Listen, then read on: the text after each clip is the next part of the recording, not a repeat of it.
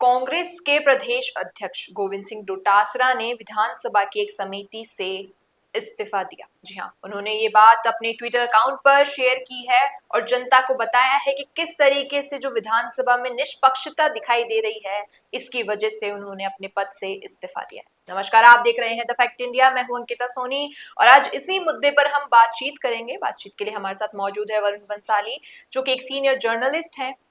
Sir, Govind Singh Dotasra ने अपने Twitter account पर इस चीज को पोस्ट किया है कि मैं अपने विधानसभा की समिति के पद से जो है इस्तीफा देता हूं, और नीचे उन्होंने कई जो है रीजंस बताए हैं, कई कई जो उनके मुद्दे रहे हैं विधानसभा के, उनको लिखा है। और वासुदेव देवनानी को टैग करते हुए और कांग्रेस के एक और विधायक को टैग करते हुए जो है बात कही है कि किस तरीके से वासुदेव देवनानी खुद या फिर वो किसी के दबाव में आकर कहीं ना कहीं विधानसभा में निष्पक्षता दिखा रहे हैं, और इसी तरीके से और इसी भ्रष्टाचार से परेशान होकर गोविंद सिंह डोटासरा ने अपने पद से इस्तीफा दिया है।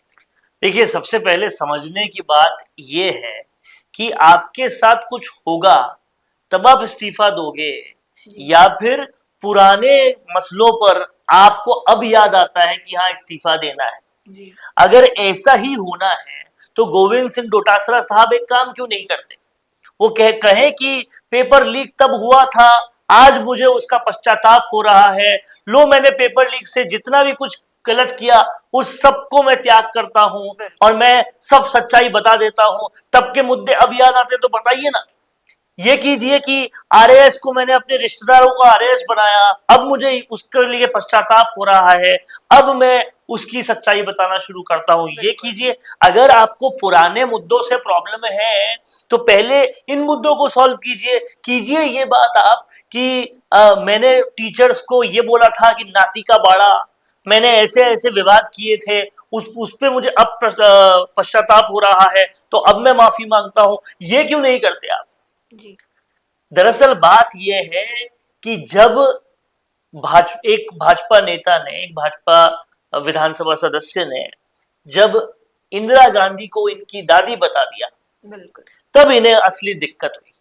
अरे, पूरे देश से आप नेहरू को चाचा बुलवाते हो, चाचा नेहरू के नाम पे आप पूरा चिल्ड्रंस डे चलाते हो, तब आपको दिक्कत नहीं आती। और आपको दिक्कत आ रही है इंदिरा को दादी कहने में। आपने, आपके कई लोगों ने सोनिया को माता कहा, कोई दिक्कत नहीं हो रही जी। राहुल को भ्राता कहा, कोई दिक्कत नहीं हो रही। आपने बस एजेंडा बनाना था तो बनाने को बना दिया कि इंदिरा को दादी कैसे बोला, और फिर आपने उसी, क्योंकि आखिरी तो वही मुद्दा हुआ था, आप समझ रहे हैं, जो चीज आखिरी हुई होगी उसकी टाइमलाइन से देखा जाएगा ना, उसके लिए आपने इस्तीफा दे दिया। अगर हिम्मत है तो आप इस्तीफा दीजिए कि उपचुनाव में कांग्रेस केवल एक ही सीट जीत पाई, कांग्रेस का बहुत बुरा प्रदर्शन रहा, तो मैं प्रदेशाध्यक्ष पद से इस्तीफा देता हूं। ये क्यों नहीं किया आपने? आपको यह करना चाहिए था कि एक के बाद एक कांग्रेस जो है वो राजस्थान में संगठन में कुछ नहीं कर पा रही। हम जोधपुर जाते हैं, गोविंद सिंह डोटासरा जब जोधपुर गए तो उन्हें पता चला कि जहां से 3 बार के मुख्यमंत्री अशोक गहलोत हैं, वहां पर कार्यकर्ताओं की मीटिंग में कोई नहीं आ रहा। आपने तब क्यों नहीं इस्तीफा दिया कि मैं संगठन को ही एक नहीं कर पाया अभी तक? ये समझना पड़ेगा हमें कि खबरों में आने के लिए, हेडलाइन में आने के लिए कुछ भी किया जाएगा तो उससे राजनीति नहीं होगी, ना ही आप उससे प्रदेश अध्यक्ष गिने जाओगे। आप समझिए, इस्तीफा तो तब देना चाहिए पूरे प्रदेशाध्यक्ष पद से गोविंद सिंह डोटासरा को, जब इतने सारे मुद्दों पर भी आप सड़कों पे नहीं आ रहे जी। आप विपक्ष का धर्म नहीं निभा रहे, आप सिर्फ दिल्ली में चरण चुम्बन और चाटुकारिता कर रहे हो, तब आपने इस्तीफा क्यों नहीं दिया? ये सिर्फ और सिर्फ किसी तरीके से खबरों में आ जाऊं, किसी तरीके से कोई मुझे भी पूछ ले, किसी तरीके से मैं भी कहीं दिख जाऊं, अरे मैं तो प्रदेशाध्यक्ष हूं लेकिन केवल सचिन पायलट ही सचिन पायलट दिखाई देते हैं, मैं तो खबरों में दिखाई नहीं देता।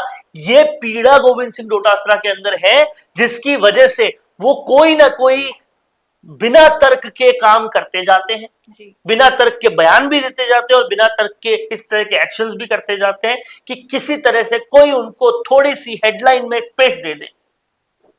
मैं कहता हूं गोविंद सिंह डोटासरा साहब, आपको अगर इस्तीफा देना था तो तब क्यों नहीं दिया आपने, जब उपचुनाव हो रहे थे और उससे पहले जब लोकसभा चुनाव हो रहे थे, तो अपनी ही कॉन्स्टिट्यूएंसी में आपने आपको कोई मिला नहीं या आप खुद आगे आए नहीं और आपने कम्युनिस्ट पार्टी से जो इंडिया गठबंधन था उसका शख्स खड़ा किया, तब क्यों नहीं इस्तीफा दिया आपने?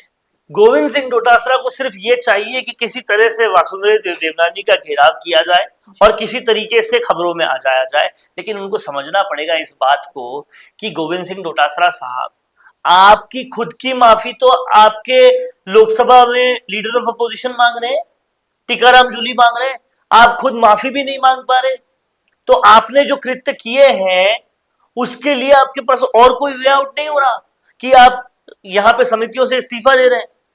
आपके इस्तीफे से किसी को फर्क पड़े ना पड़े, सिर्फ और सिर्फ एक हेडलाइंस आपको मिल जाएगी, उससे ज्यादा कुछ नहीं हो सकता।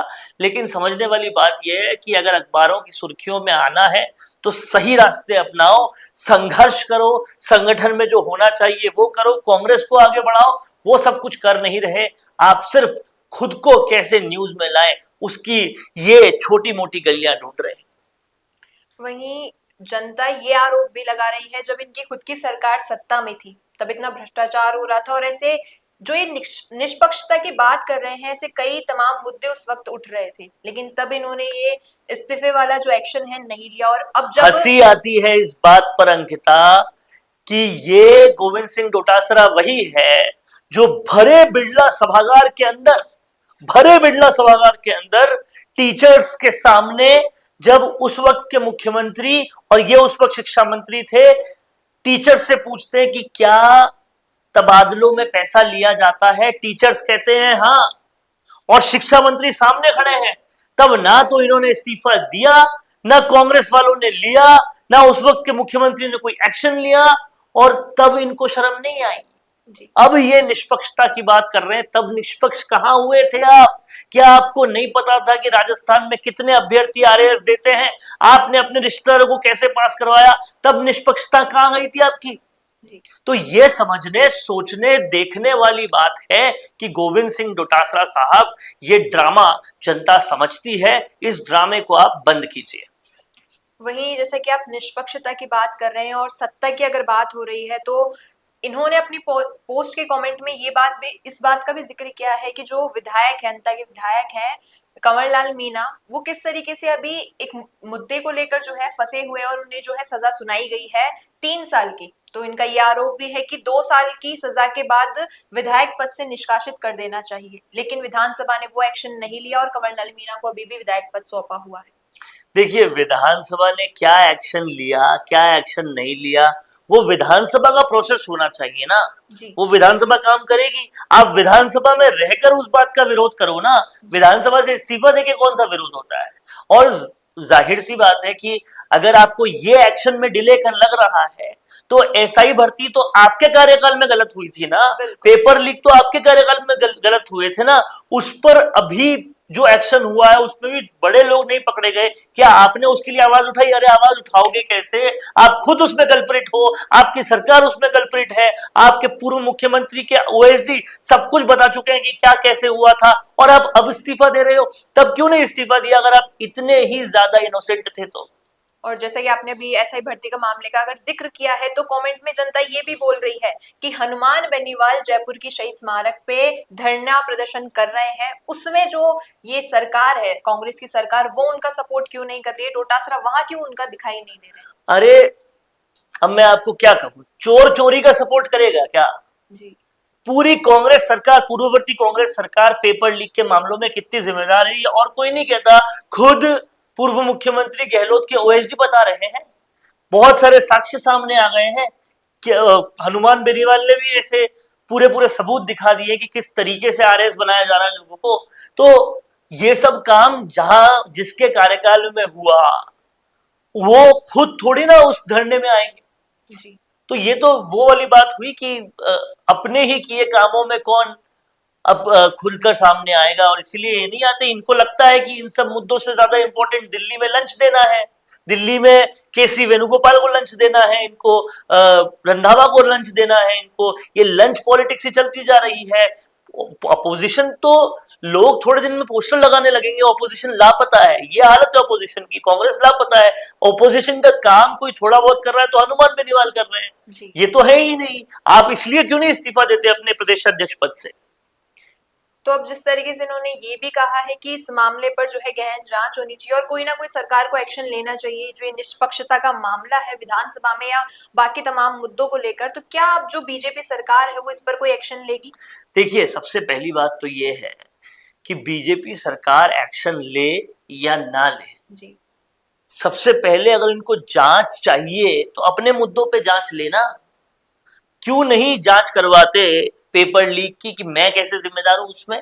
तो जांच अपने मुद्दों की हो नहीं रही और दूसरों की बातें करते हैं। ये गोविंद सिंह डोटासरा का आज का नहीं, हमेशा का इसी तरह से स्टैंड रहता है। जी। तो अब देखना ये होगा कि आने वाले समय में होगा क्या क्या जो डोटासरा है, गोविंद सिंह डोटासरा, जिन्होंने अपने पद से आज इस्तीफा दिया है, ये आने वाले समय में इस अपने डिसीजन को गलत साबित करेंगे या सही साबित करेंगे, ये तो वक्त ही बताएगा। आप देखते रहिए द फैक्ट इंडिया। अगर वीडियो पसंद आया हो तो इसे लाइक करना, शेयर करना, और आपका क्या कहना है इस मुद्दे पर, आपको डोटासरा का ये फैसला सही लगता है या गलत, ये नीचे कमेंट सेक्शन में जरूर बताइएगा। मिलते हैं अगले वीडियो में। सब्सक्राइब करना न भूले द फैक्ट इंडिया। धन्यवाद।